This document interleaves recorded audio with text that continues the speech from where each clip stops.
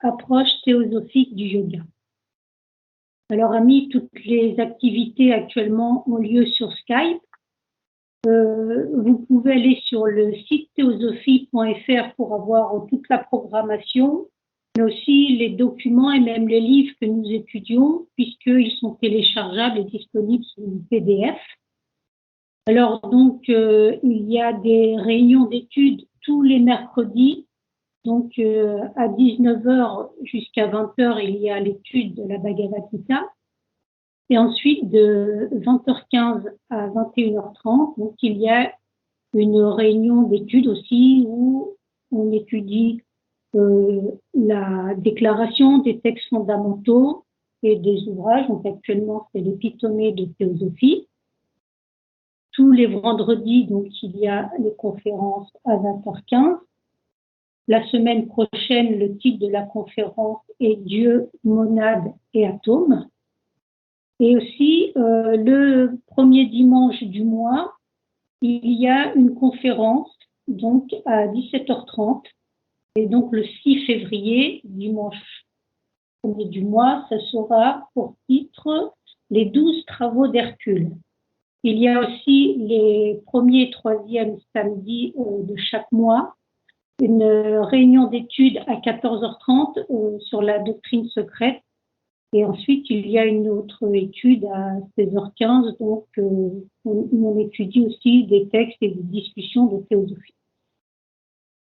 Alors, amis, toutes ces activités qui vous sont proposées, toutes ces réunions d'études et conférences, donc, le sont à la lumière de l'enseignement de la théosophie, donc cette théosophie qui est cette sagesse qui a toujours existé, donc, et qui nous a été retransmise par ce qu'on appelle le mouvement théosophique moderne, donc en 1875, avec donc Madame Blavatsky et William Congeorge, donc qui ont écrit des ouvrages qui sont ceux que nous étudions. Alors, cet enseignement couvre de très nombreux sujets. Et aussi, quand on étudie un minimum cet enseignement, donc on peut trouver de nombreuses réponses à des questions que l'on peut avoir, comme qui sommes-nous réellement, qu'y a-t-il après la mort, avoir des éléments sur les mondes physiques, astro, spirituels, par exemple, ce qui se passe pendant le sommeil, donc il y a tout plein d'autres thèmes y sont abordés. Alors cet enseignement, bien sûr, si on veut, on peut se l'approprier, en voir une résultante dans sa vie quotidienne, va demander de l'étude, de la pratique et aussi de la patience, à savoir que cet enseignement, nous le possédons en nous déjà, mais il faut faire ce travail de recherche, le redécouvrir en nous. Et on verra que cet enseignement nous apporte dans le quotidien et aussi dans notre cheminement spirituel. Alors, la conférence de ce soir traite du yoga. Alors, quand on parle du yoga, bien sûr, on a tendance à se référer de suite à l'hindouisme, mais en fait, on verra qu'avec l'approche théosophique, ce yoga est beaucoup plus large. Et comme tout cet enseignement, en fait, il n'appartient pas, comme le dit Madame Blavatsky dans la préface de la doctrine secrète, donc ces enseignements n'appartiennent ni à la religion hindoue, zoroastrienne, chaldéenne ou même égyptienne, ni au bouddhisme, à l'islam, au judaïsme ou au christianisme, en fait, puisque cette sagesse accumulée des âges est l'essence, en fait, de toutes les religions, philosophies qui ont pu paraître. Et en fait, ce qui permet de voir toute la convergence et les choses que l'on peut retrouver dans chacun d'eux. Et quand on étudie tous ces livres qui ont cette approche en fait du yoga ou du cheminement spirituel, donc que nous étudions à la loge, à savoir la Bhagavad Gita, les aphorismes de Patanjali ou la voie du silence, on voit en fait tous les points de réciprocité dans la façon dont ils peuvent exprimer la connaissance. Alors, pour introduire ce sujet, justement, nous ferons tout d'abord une lecture dans les aphorismes du yoga de Patanjali, dans laquelle, d'ailleurs, il est fait une référence à la Bhagavad Gita. Et ensuite, nous aurons une lecture donc extraite de la voix du silence. Dans les aphorismes, il est écrit dans la préface que ce livre est écrit à l'intention des étudiants sincères et spécialement pour ceux qui comprennent un tant soit peu ce que Krishna entend dans la Bhagavad Gita lorsqu'il dit que peu à peu, la connaissance spirituelle jaillit intérieurement et illumine de ses rayons tous les sujets et objets. Maintenant, dans la voie du silence, dans le traité 1, celui qui voudrait entendre la voix de nada, le son insonore, et la comprendre, doit apprendre la nature de dharana, cette concentration parfaite. Avant que l'âme puisse comprendre et soit à même de se souvenir, elle doit être unie au parleur silencieux, comme la forme sur laquelle la glaise est modelée est d'abord unie au mental du potier. Car alors l'âme entendra et se souviendra, et alors à l'oreille intérieure parlera la voix du silence. Voici la conférence. Alors, simplement, dans la droite ligne de ce qui vient d'être présenté, si vous avez un problème, surtout n'hésitez pas à le signaler oralement, juste pour dire que vous n'entendez pas et j'essaierai d'améliorer la qualité. Mais a priori, je parle avec le téléphone. Donc, dans la droite ligne de ce qui vient d'être présenté, le yoga est de toute façon dans l'approche théosophique se rattache à ce système de connaissances et une filière qui dépasse largement un continent ou une population ou une tradition, même si le mot yoga, du point de vue strict, est rattaché à l'idée ou se dit d'un joug ou d'une union avec on appellera ça le soi supérieur, le centre spirituel, le pôle spirituel, l'idée étant que l'incarnation nous donne au niveau de cette conscience qui agit à travers le corps, la possibilité de s'identifier au corps, mais tout le processus de la méditation, du yoga, va permettre à l'être de se hisser en fait vers cette conscience qui est profondément ancrée et qui va être élevée à ce niveau du soi supérieur. Et là, comme cela a été rappelé dans la conférence, enfin dans les lectures qui ont été lues, il y a une transformation intérieure avec un éveil d'un discernement d'une qualité que certains vont appeler l'éveil intérieur, d'autres vont appeler le niveau de béatitude et d'autres vont appeler le viveka ou enfin on peut appeler ça comme on veut mais en utilisant les termes sanscrits. Mais c'est cette capacité, ce discernement supérieur qui va permettre à l'individu de non seulement se souvenir, mais aussi d'agir dans la vie de tous les jours avec cet éclairage intérieur.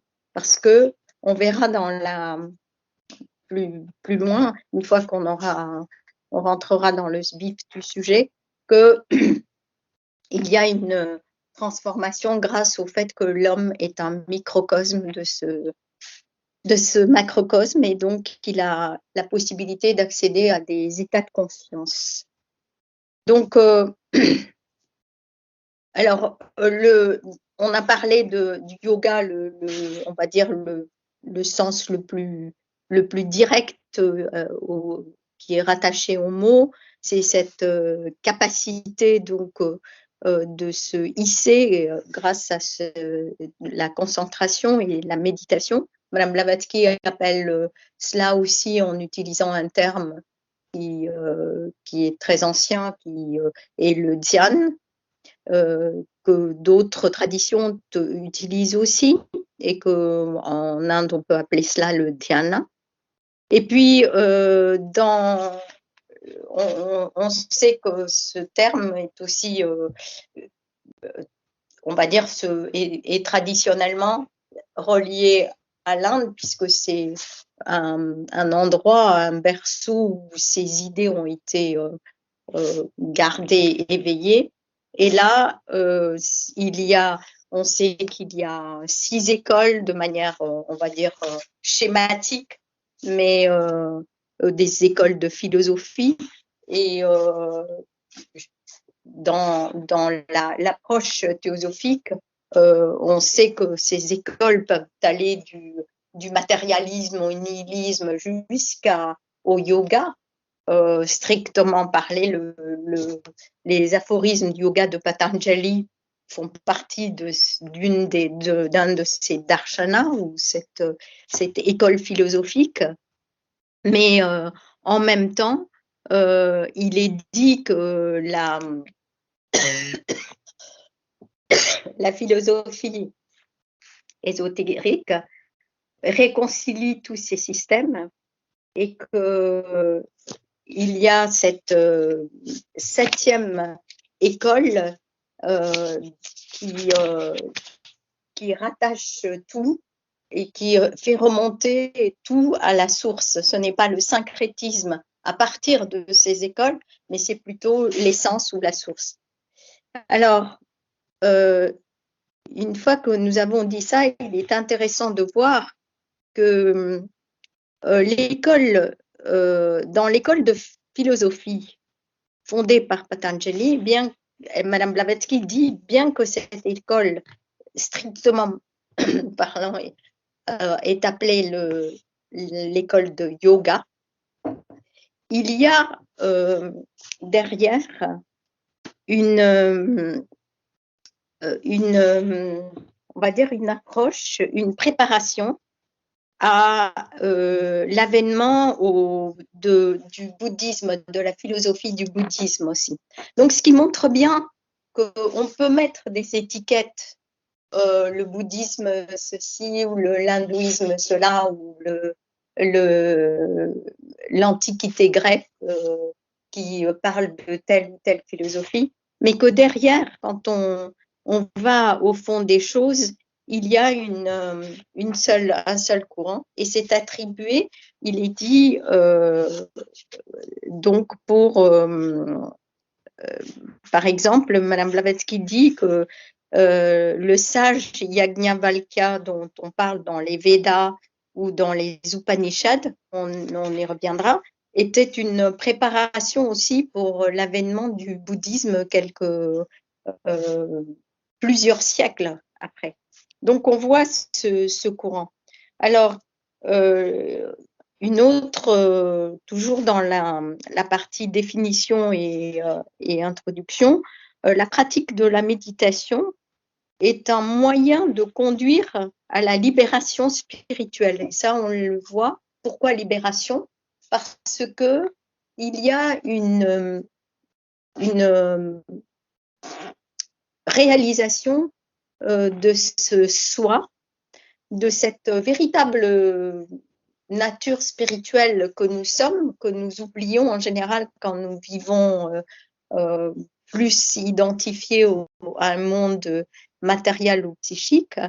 Mais quand il y a vraiment cette union, à ce moment-là, il y a une certaine libération spirituelle, dans ce sens où il ne s'agit pas de disparaître dans un nirvana, parce que ce n'est pas l'idéal que propose la voie de cette sagesse, mais plutôt à une libération par rapport au joug, à toute on va dire, à toutes les contraintes de karma et à tout ce que nous ramenons de notre passé, et aux devoirs que nous devons continuer à engagé et à ce que vis-à-vis des autres et à ce que nous récoltons, à nos erreurs, etc. Il y a une certaine libération de toutes ces, on va dire, de ces aspects matériels et inférieurs. Donc, il est dit aussi que le véritable yoga, donc comme on a laissé entendre pendant la conférence, a été retransmise par des êtres. Donc, on parle de ce lac, le Manasarovar, on parle de Vyasa. Donc, c'est ce qui est dit dans les Védas. Bon, ce sont des personnages qui sont plus ou moins mythiques, mais l'idée, c'est de montrer que finalement, ces rois hiérophantes, ces rois divins, étaient des êtres qui étaient venus comme des grands transmetteurs, des architectes de notre humanité au niveau, on va dire, organisationnel et aussi de la connaissance. Ce sont ces Kumara, enfin, peu importe les termes que l'on utilise, ce sont des êtres qui sont venus apporter cet enseignement. Donc, on voit que là, derrière, personne ne peut s'approprier le yoga, bien qu'au niveau politique, on sent même d'une manière contemporaine, on voit les démarches pour s'approprier le système de yoga, mais dans l'idéal, dans un monde idéal et dans un monde spirituel, le courant universel appartient à l'ensemble de l'humanité. Et dans le contexte historique, c'est vrai que les Védas, parmi les Védas, il y a plusieurs types de Védas. On a souvent aussi des termes qui sont utilisés comme les Védas qui sont, on va dire, le Rig Veda. Ce sont des écrits ce sont toutes les écritures saintes, on va dire, les Védas et les Upanishads. Et on a probablement entendu parler de Shankaracharya, qui a été plus ou moins contemporain du Bouddha, qui a, on va dire, redonné un dynamisme à ces Upanishads, à ces écritures, qui étaient restées très, on va dire, entre les mains d'une certaine population et gardées un peu jalousement, et puis probablement avec des règles comme dans toutes les traditions, il y a à un moment donné des personnes qui s'emparent de ces choses-là et puis qui les utilisent pour établir des règles, mais pour leurs privilèges. Donc, on ne va pas rejeter tout cela. Le but n'est pas de critiquer qui que ce soit, mais de montrer que le Rig Veda est probablement un des Védas les plus anciens, même si tout n'est pas authentique, parce que ce sont dans l'antiquité de ces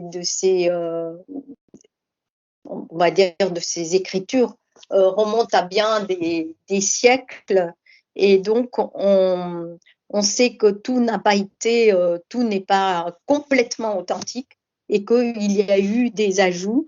Le Yajurveda, le Atharveda ou le Samaveda, ce sont aussi des termes qui sont des Védas qui sont utilisés. Alors, simplement, il y en a à peu près plus de 100, on parle de 108, d'autres parlent de 150 Upanishads, donc qui sont des commentaires, des moyens d'expliquer ces Védas.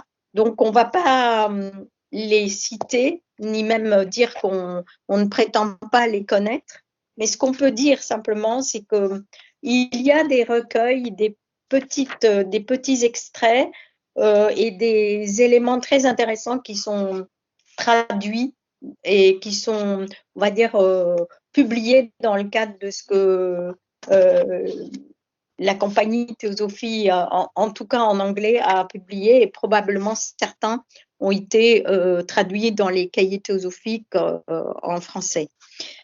Tout ça pour dire que le terme yoga, même si on le retrouve dans les aphorismes yoga de Patanjali est un terme qui peut se retrouver dans d'autres écrits, puisque par exemple, dans le Yajurveda, on voit que le yajna, c'est-à-dire le sacrifice, et on va éviter d'utiliser trop de mots sanskrits, le sacrifice par le feu, qui correspond à la méditation avec les 3 salles, ont été bien ancrés avec l'idée de ce Dieu qui s'appelle le feu, mais qui correspond à la connaissance, à une énergie qui va bien sûr dans les 2 sens, mais qui peut être, on va dire, embrasée à partir avec la bonne attitude, à partir de ce monde physique, et qui s'élève sur des plans intermédiaires psychiques et spirituels, et qui permet à un individu d'avoir cet éclairage et cet éveil spirituel. Donc ça, c'est le terme de ce qu'on appelle le sacrifice, et on dit qu'aucun sacrifice ne doit avoir lieu sans le feu. Donc on comprend bien que les rituels ne sont que des illustrations ou des mémoires de quelque chose de très symbolique qui correspond à cette idée de méditation. Donc, à partir avec ce tableau que l'on a voulu donner, qui est très, très large, et on voit aussi que la Bhagavad Gita, les aphorismes du yoga de Patanjali et la boîte du silence ont la même, on va dire, la même source d'inspiration. Et encore une fois, Madame Blavatsky dit bien que ça fait partie de l'héritage de l'humanité. Alors maintenant, on va, plutôt que de décrire juste l'exercice de méditation tel que on le voit dans le livre de Patanjali, où il y a 4 parties, hein. On va laisser aux amis, pendant les réponses aux questions, de répondre, de donner des éléments plus précis. On a pensé donner un élément, on va dire une approche qui est plus avec des thèmes pour montrer cette filiation. Alors, le premier thème, on a parlé, et là, on utilise un terme sanskrit exprès, mais on va donner tout de suite la traduction, et on va parler en français pour montrer comment cette idée se retrouve dans la déclaration. Et c'est là probablement un certain, on va dire, un génie, mais on ne veut pas avoir un parti pris en disant que la théosophie a tout donné, il n'y a rien à voir ailleurs. Ce n'est pas l'idée. C'est de montrer que si on reste simple et qu'on essaye d'approfondir et de comprendre à l'intérieur des idées théosophiques ou dans les écrits, bien sûr on peut s'en inspirer ailleurs, eh bien on trouvera des éléments qui vont nous permettre de nous rattacher à des traditions beaucoup plus anciennes. Alors il y a cette idée que l'on retrouve dans les Upanishads, donc notamment le Chandogya ou d'autres Upanishads ou d'autres écrits, qui est le Tat Tvam Asi, qui veut dire tu es cela.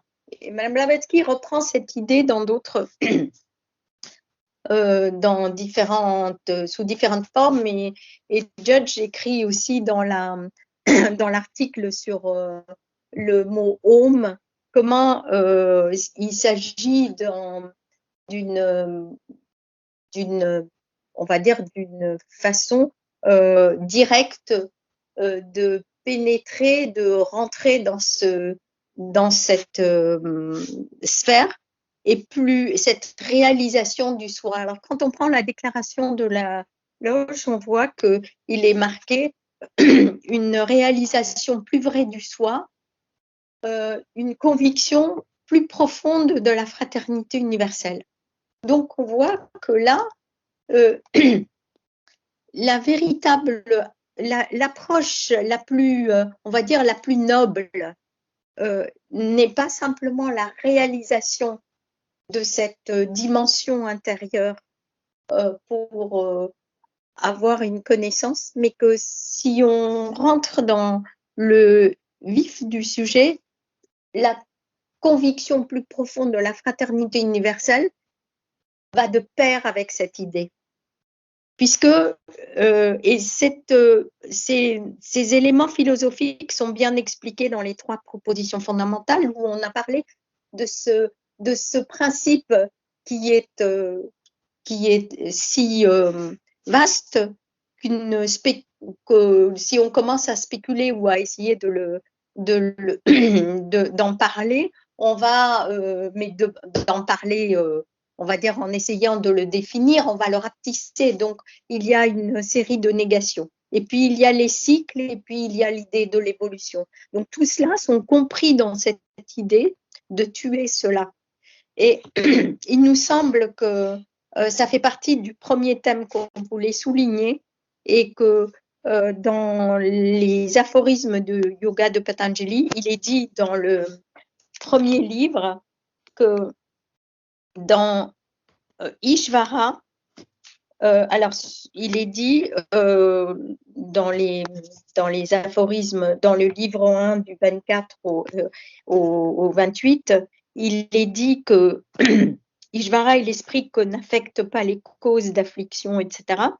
Son nom est Om, et il est dit aussi que la répétition de ce Om devrait être faite avec la réflexion sur sa signification. Et il est dit aussi que en Ishvara devient infini l'omniscience qui dans l'homme n'existe qu'en germe. Ce qui veut dire que on comprend bien cette transformation intérieure et on va en reparler, mais qu'au moment où il y a cette union intérieure, il y a comme un éveil, un déploiement de quelque chose qui se fait de l'intérieur vers l'extérieur. La deuxième idée que l'on voulait aussi souligner, c'est celle de la constitution de l'homme. Alors, on a l'impression que la théosophie, avec sa constitution septuple, apporte peut-être un élément un peu particulier, un peu différent de ce qu'est l'homme. Alors, c'est vrai que cette constitution a été, on va dire, décrite dans la Bhagavad Gita d'une certaine façon. Dans la Patanjali, elle est donnée d'une autre façon, et puis dans toutes les écoles de yoga qu'on a mentionnées. Alors là, tout le monde y va de ces descriptions, que ça soit dans le Samkhya ou dans d'autres écoles. Chacun va donner, il y a des descriptions assez analytiques de tout cela. Mais quand on essaye d'arriver, de se référer, d'essayer de trouver un lien, on voit qu'à la page, que à la page 157, pour ceux que ça intéresse, mais l'idée est que dans la doctrine secrète ou dans la clé de la théosophie, Madame Blavatsky montre que finalement la constitution septuple est une façon simple pour la mentalité on va dire de l'approche de l'homme moderne et peut-être pour montrer cette idée. Une seconde, excusez-nous. Pour l'approche de l'homme moderne, c'est une façon peut-être plus simple, dans un langage plus adapté à la possibilité de faire une introspection. Il va prendre son approche en disant oui, il y a le corps physique, il y a l'aspect vital, il y a bien sûr, après, il y a ce qu'on pourrait appeler le véhicule de tout cela, mais qui correspond à l'homme, qui correspond à la façon dont le corps va être constitué, avec le support, le modèle. Donc, il y a le corps physique, il y a l'aspect vital, il y a le modèle, on va dire, astral, ou qui correspond aussi à qui correspond à l'aspect modèle du magnétique, électromagnétique, mais qui correspond aussi à un aspect de psychisme émotionnel.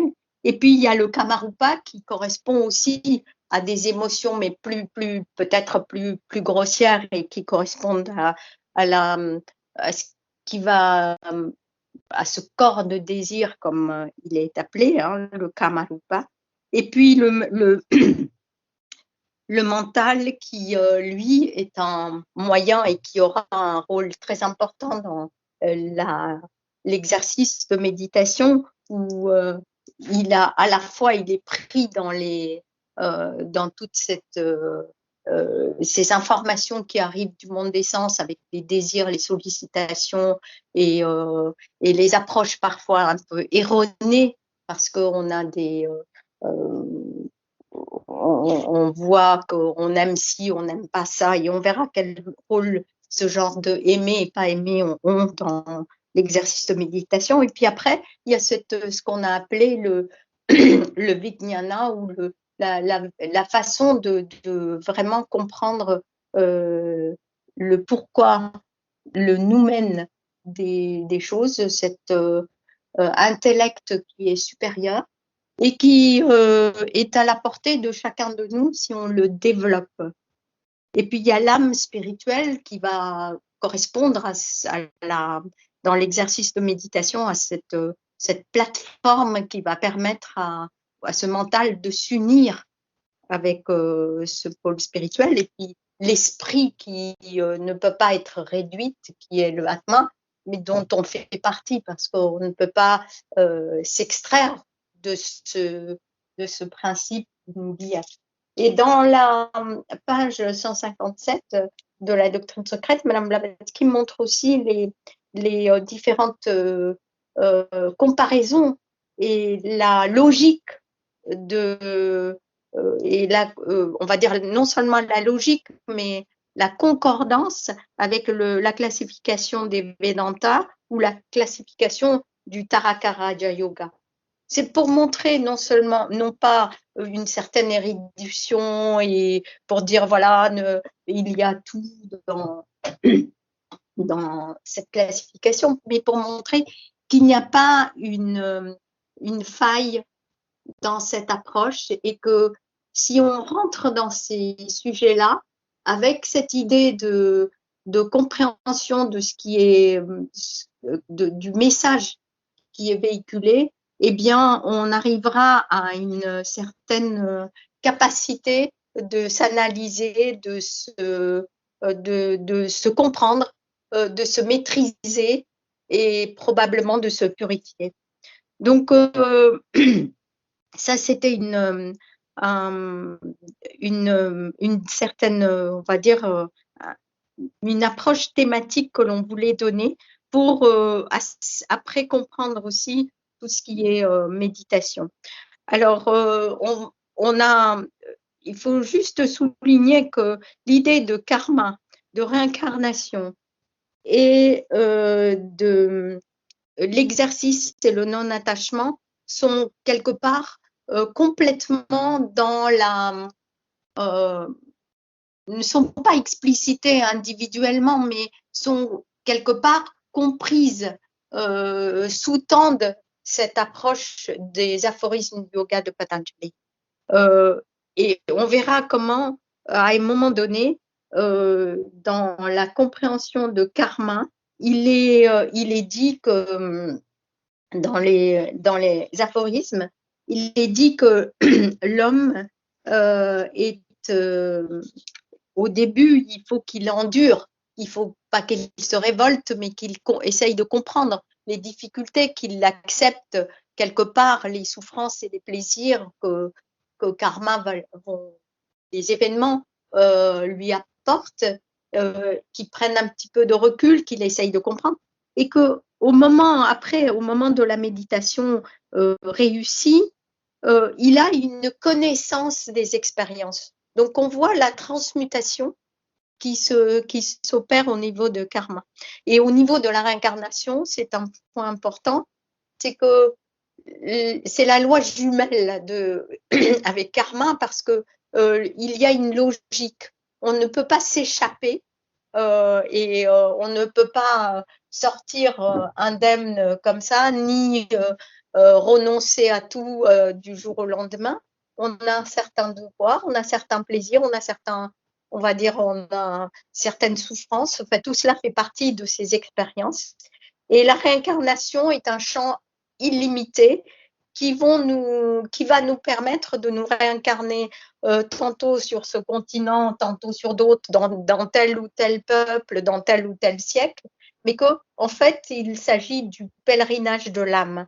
Donc, pas d'idée de racisme, pas d'idée de considérer que parce qu'on a parlé de l'Inde, c'est supérieur à d'autres contrées, etc. Non, ce sont les idées qui comptent. Et l'idée d'exercice et de non-attachement, on verra que ce sont des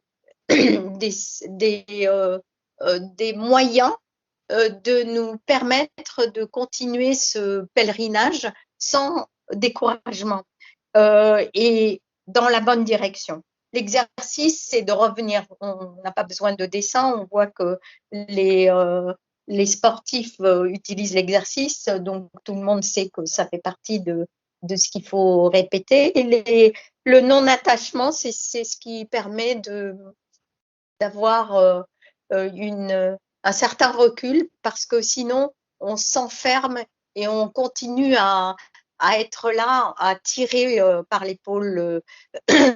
J'aime pas, c'est deux paires d'opposés. Et le non-attachement va permettre aussi de garder une certaine pratique et de garder une certaine égalité d'âme. Hein. Il ne s'agit pas d'une indifférence morbide pour le plaisir et la douleur, mais au contraire, c'est un recul pour savoir comment aider et mieux transformer cette humanité. Maintenant qu'on l'a dit, on va revenir à la dernière partie qui est en fait le yoga, les idées thématiques que l'on a relevées dans les aphorismes, sachant que les questions et les réponses pourront avoir donc tourné autour de permettre de mieux exposer des idées que l'on aura laissées bien sûr de côté. Hein. Alors, il est question dans cette approche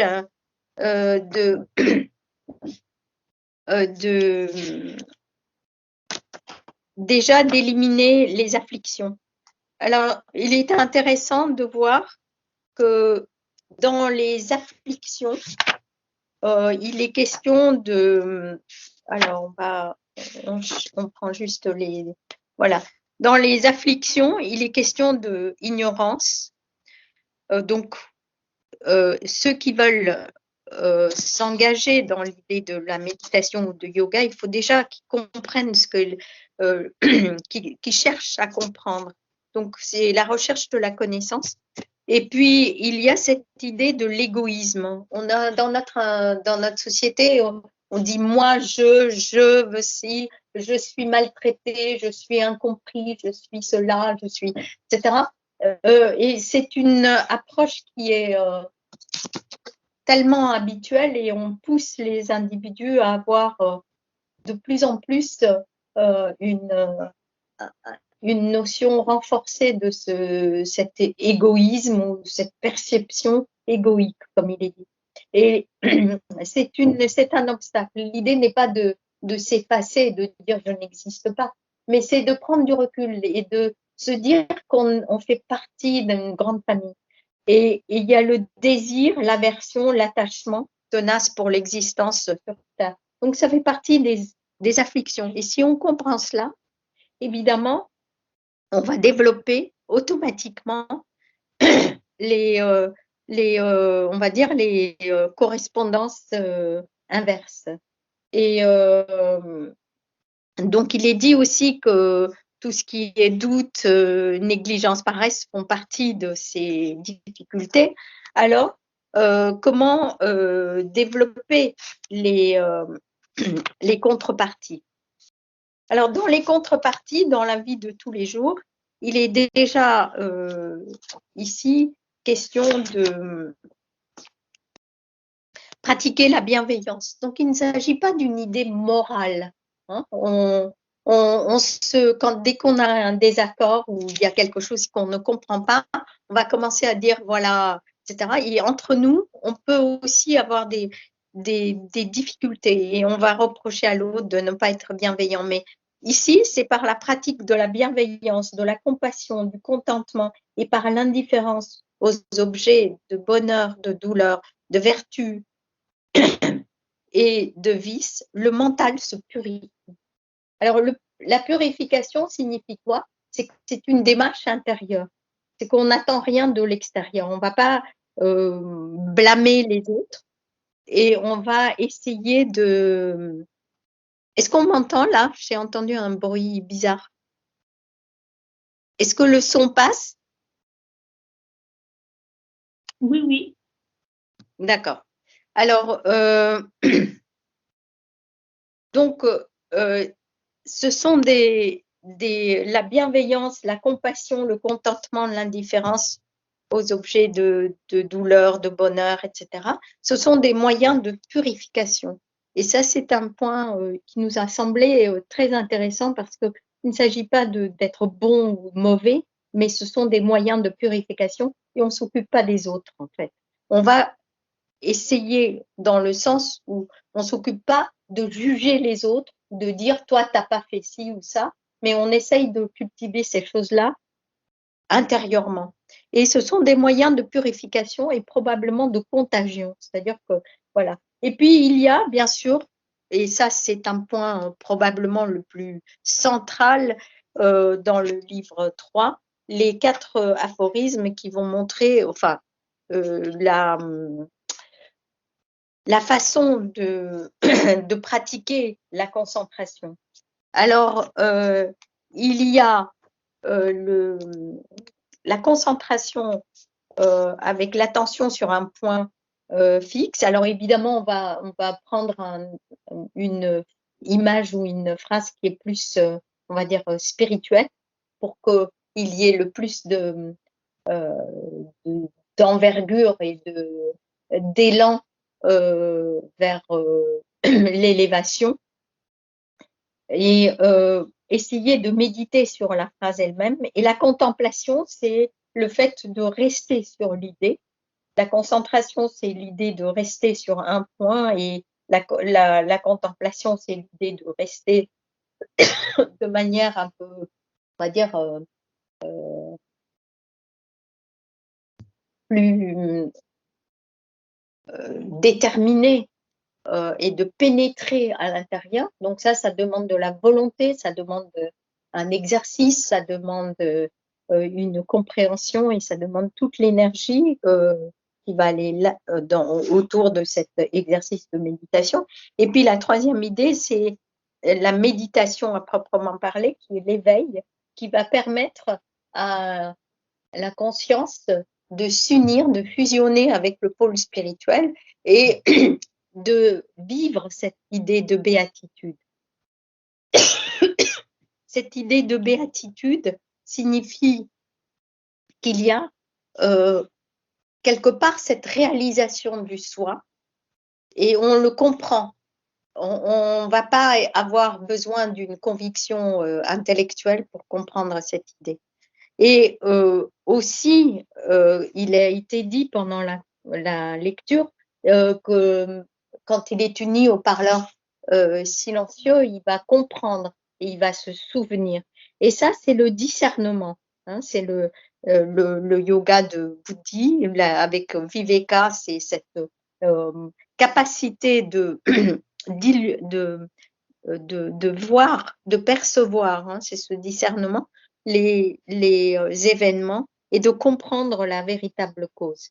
Et il est dit aussi que cette connaissance et cette omniscience est non seulement expérimentée, mais ramenée en tant que, on va dire, perception et richesse dans la vie de tous les jours. Donc l'idée, c'est de devenir et non pas d'obtenir une connaissance, mais de devenir un véhicule de cette connaissance. Autre point que l'on voulait aussi souligner on vient de dépasser l'heure, mais on va juste évoquer ces idées-là. C'est la non-violence, la bonté, la véracité. Ce sont des moyens, est-il, de déployer quelque chose de l'intérieur. C'est-à-dire qu'à partir du moment où l'individu pénètre ces éléments supérieurs, c'est-à-dire sa nature supérieure, eh bien, il va déployer, ou cet exercice va lui permettre de déployer des pouvoirs spirituels. Alors, on recherche d'abord dans ce yoga les pouvoirs spirituels. Et après, les pouvoirs psychiques et les pouvoirs, on va dire, physiques qui sont liés à la respiration et autres, se déploient probablement plus naturellement. Mais le but de la théosophie, c'est déjà de souligner l'importance des pouvoirs spirituels. Et ça aussi, la voie du silence commence comme ça et souligne cette idée importante.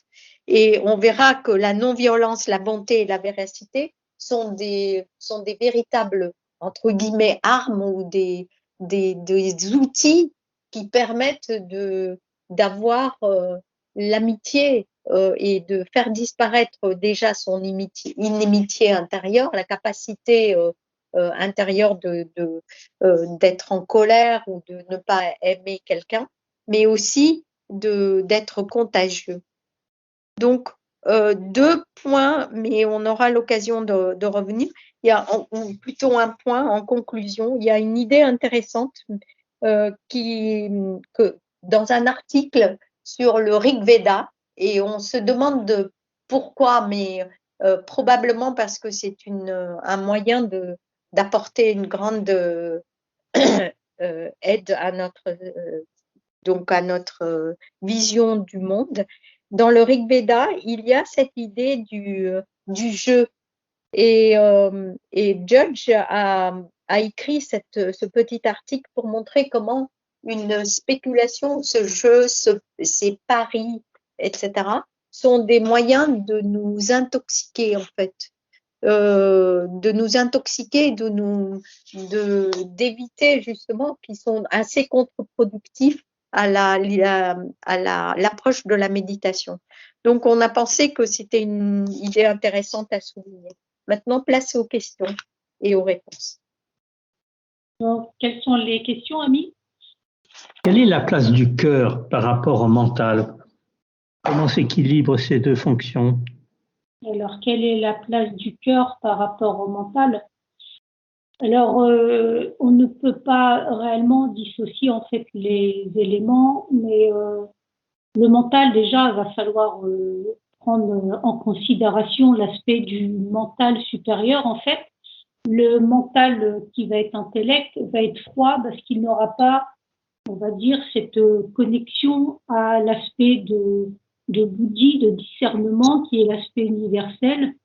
Et donc, il n'aura pas cette connexion véritablement au cœur, on pourrait dire, mais le cœur, on pensera à l'aspect universel. Donc, c'est avec l'éclairage de l'aspect spirituel de l'être, en fait, que véritablement l'être agira avec, on pourrait dire, toute l'intelligence supérieure, et ainsi il ne pourra pas, bien entendu, agir sans cette compassion, donc sans ce cœur.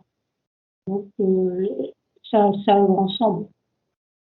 Sinon, si c'est là un mental froid, égoïste, on est tout à fait à l'inverse de cette dynamique du cœur.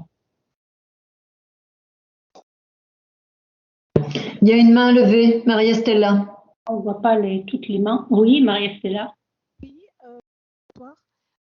Quel serait le yoga adapté aux Occidentaux, sachant que, bien sûr, il y a la théosophie, mais n'y a-t-il pas quelque chose de plus... enfin, c'est très vaste, hein, c'est très... la théosophie, c'est un apport non négligeable, bien sûr, mais de la même, comment dire, concentration qu'un yogi en exercice. Alors, Parce que la théosophie, on peut y aller ou ne pas y aller, et il n'est pas forcément adapté à nos besoins. Enfin bon, c'est quelque chose de plus dilué dans le temps, me semble-t-il. Alors, quand on parle de yoga, vous faites référence au yoga, au Raja Yoga qui va conduire à la connaissance, pas au Hatha Yoga, parce qu'il y a les deux types de yoga. Mais là, par rapport à... Un travail sur soi. Oui, voilà. Alors, en fait, ce qui est assez drôle, c'est que William Conjudge, dans un article, a dit que le mental occidental n'est pas fait pour le yoga. Alors, c'est assez drôle, mais on va comprendre, en fait, c'est que on n'est pas, en fait, on n'a pas cette capacité de concentration qui est aussi développée, mais c'est surtout que on a développé depuis très longtemps un individualisme et que quand on a bien compris dans la conférence qu'on va parler de cette union et quand on va voir toute cette mise en pratique, et on comprend qu'on est poussé en fait par l'âme réelle que nous sommes et donc dans cette idée de cette bienveillance, de cet altruisme.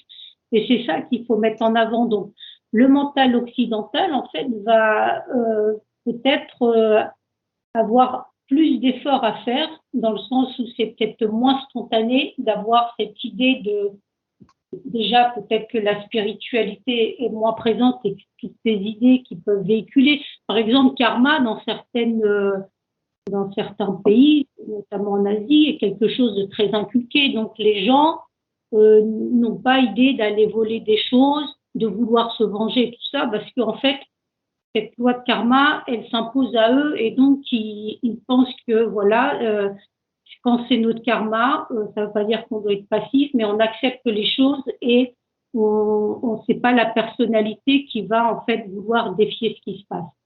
Et aussi pour tout un travail de concentration qu'il faut faire. Là, on voit bien qu'on papillonne un peu sur plein de choses. On est vraiment au niveau de ce monde occidental avec toute la modernité et toutes les choses qu'on veut faire. On est très dispersé alors qu'on comprend bien que ce travail de concentration, de méditation, bien au contraire, va demander à s'intérioriser.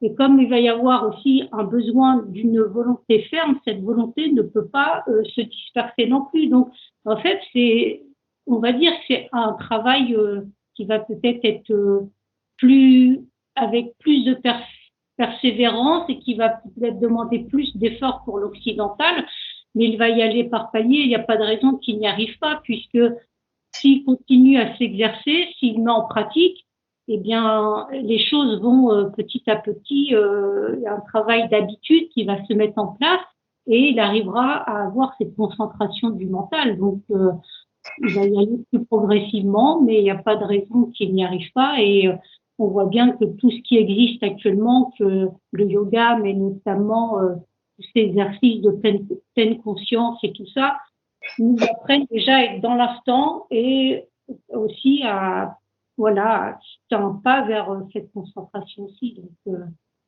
mais il n'y a pas d'école spécifique, mais la théosophie aide aussi parce qu'elle donne plein de conseils pratiques sur cet exercice de concentration, déjà en donnant les éléments de constitution de l'homme, mais en voyant tous les empêchements, en fait, tout ce qui va être des obstacles, en fait, à cette concentration.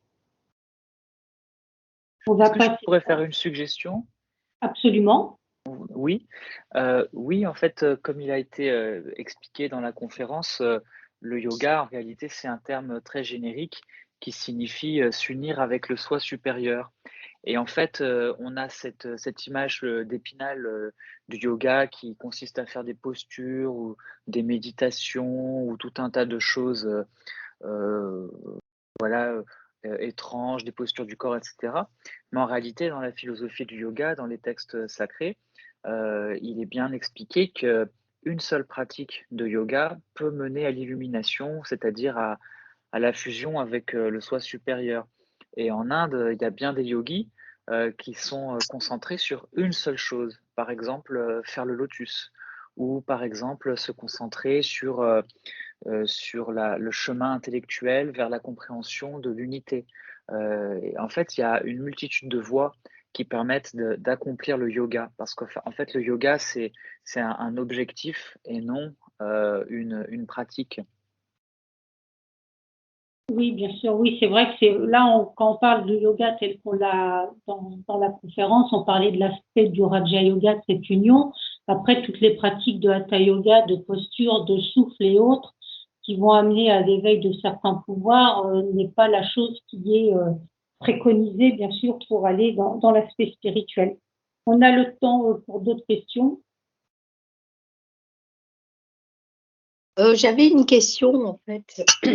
Est-ce qu'on peut revenir sur cette idée de transformation intérieure? Parce que dans une des définitions qui est donnée cette idée de yoga ou de dhyan, il est question de se transformer. Et comment s'opère cette transformation? Alors, comment peut-on expliquer en fait cette transformation qui s'opère en fait avec cette pratique du yoga en allant vers l'union? Alors, en fait, l'individu, tous, on s'incarne et on a une tendance à l'identification à notre personnalité et à toute cette vie d'essence physique, à tout ce qui est extérieur. Et en fait, on est complètement absorbé dans cette vie et assez quand même centré sur un aspect, on pourrait dire, personnalité, parfois même d'égoïsme. Et la pratique du yoga, donc yoga, ça va donc avec cette connaissance, va en fait amener l'être à déjà se poser des questions sur ce qu'il est réellement. Donc, comme on l'a plusieurs fois suggéré, nous sommes véritablement cette âme en évolution. Qui doit s'émanciper. Donc, comme il a été dit, au bout d'un moment, il y a ce véritable yoga qui est cette libération, puisque l'être atteint la toute connaissance.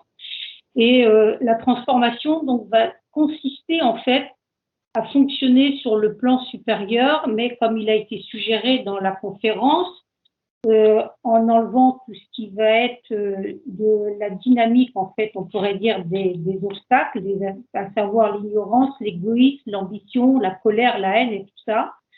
Et donc, s'élever, on va dire, changer et travailler sur les vertus, la charité, la conduite morale, la patience, aussi aller vers cette sagesse, cette maîtrise de soi, la recherche et le respect de la vérité, toutes ces choses en fait, qui à un moment on va fonctionner différemment puisqu'on sera plus attentif aux besoins de la vie intérieure, de l'émancipation de l'âme et plus par toute cette vie physique transitoire qu'on doit accomplir, bien entendu, parce que si nous sommes incarnés, c'est qu'il y a des besoins et qu'on a un karma aussi à vivre, à épurer, et que cette phase est nécessaire, en fait, pour cette émancipation, mais ce ne sera plus le point central de notre vie, et ça va transformer et purifier, en fait, on pourrait dire nos corps, hein, et au lieu d'être empreint on pourrait dire, de tout un encombrement au niveau du physique et de l'astral avec tout ce qui est passion et désir inférieur,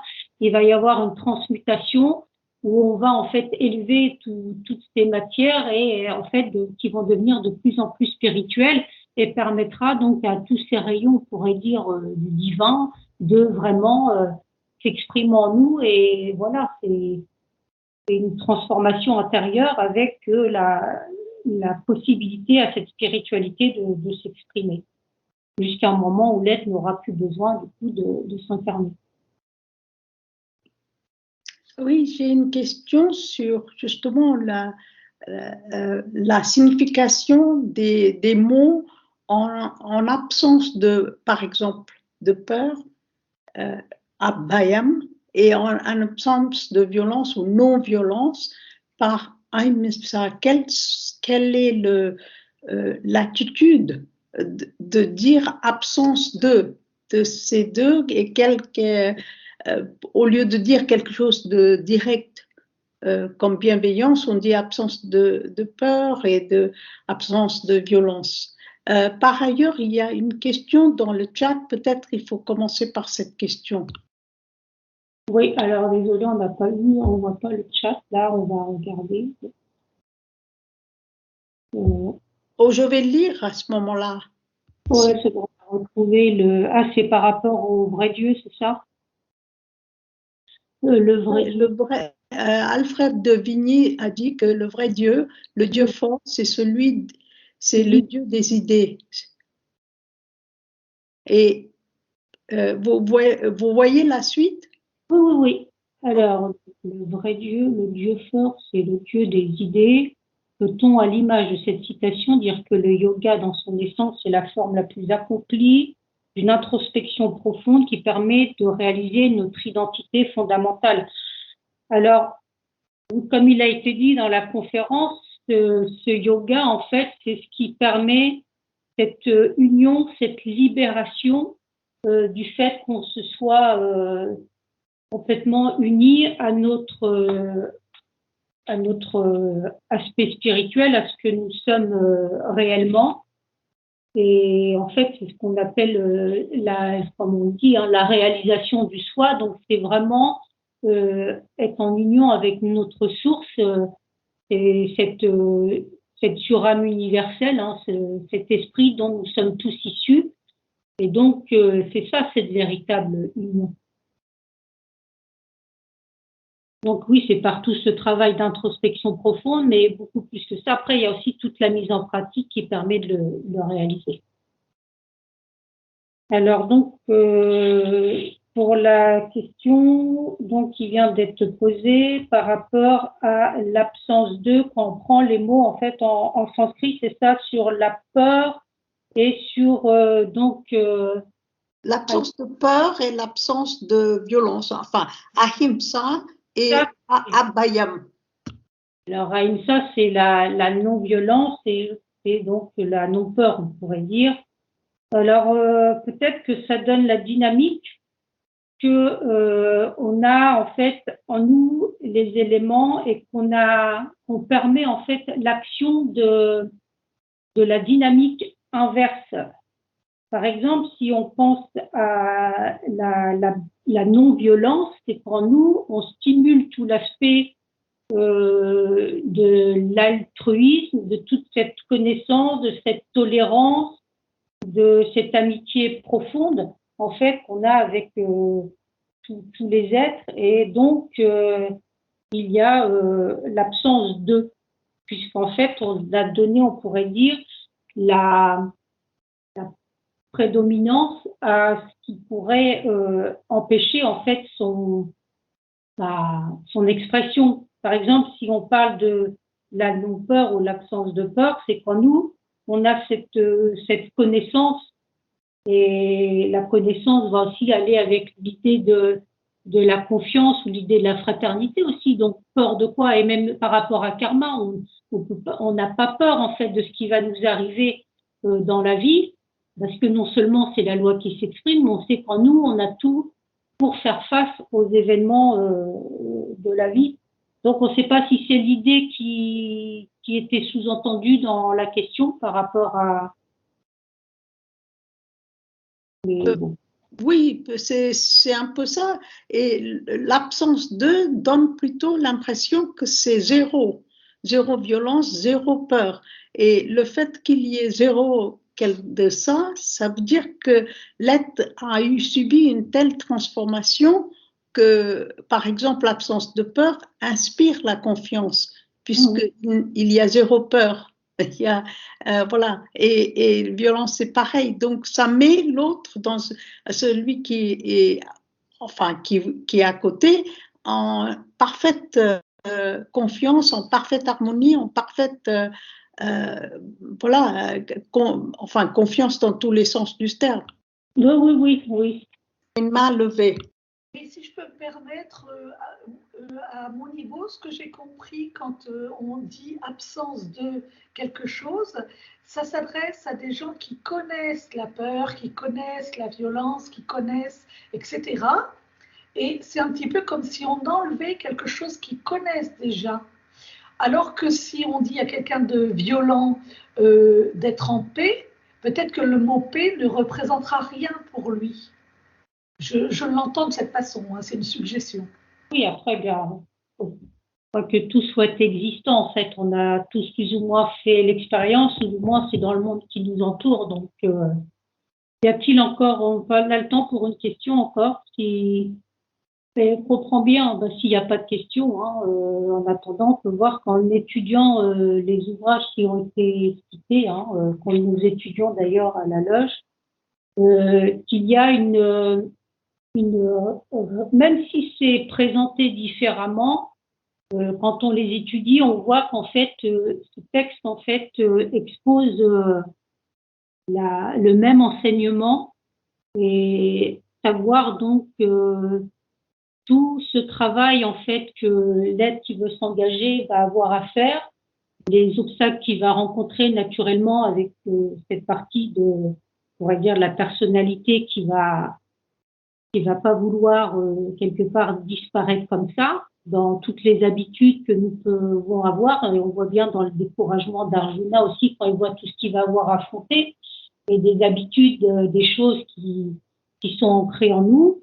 Et puis c'est les oppositions aussi dans la vie qui, surtout avec un certain aspect du matérialisme et de toutes ces choses qui sont assez prédominantes.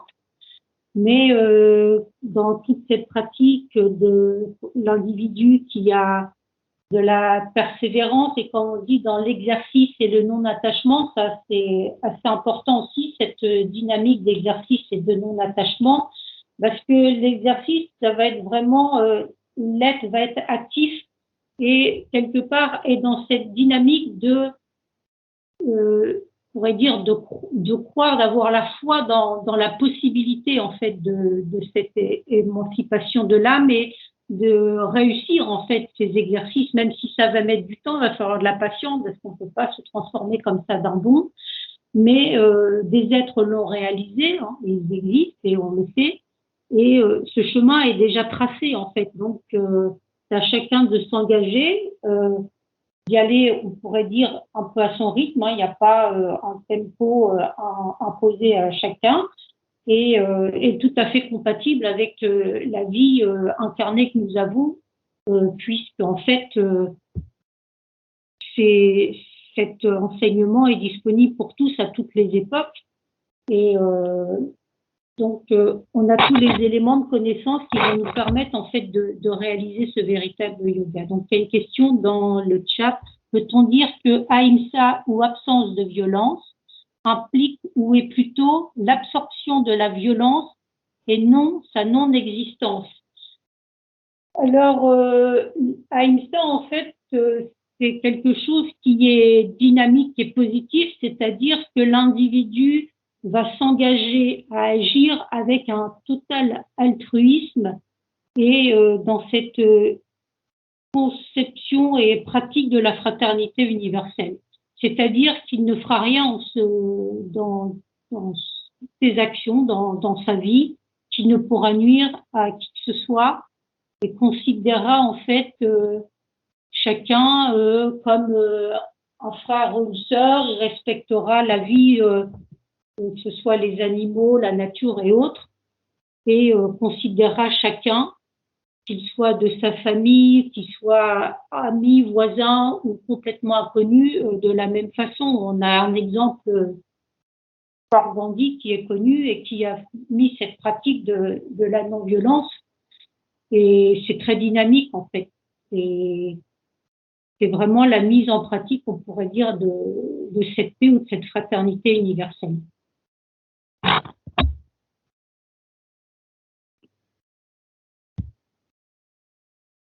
Peut-être une idée importante aussi, c'est cette discipline de tourner vers l'intérieur. En fait, pour tout ce qui est concentration, il y a effectivement une intériorisation, si on peut dire, des idées, de la pensée de l'individu qui va un peu se retirer.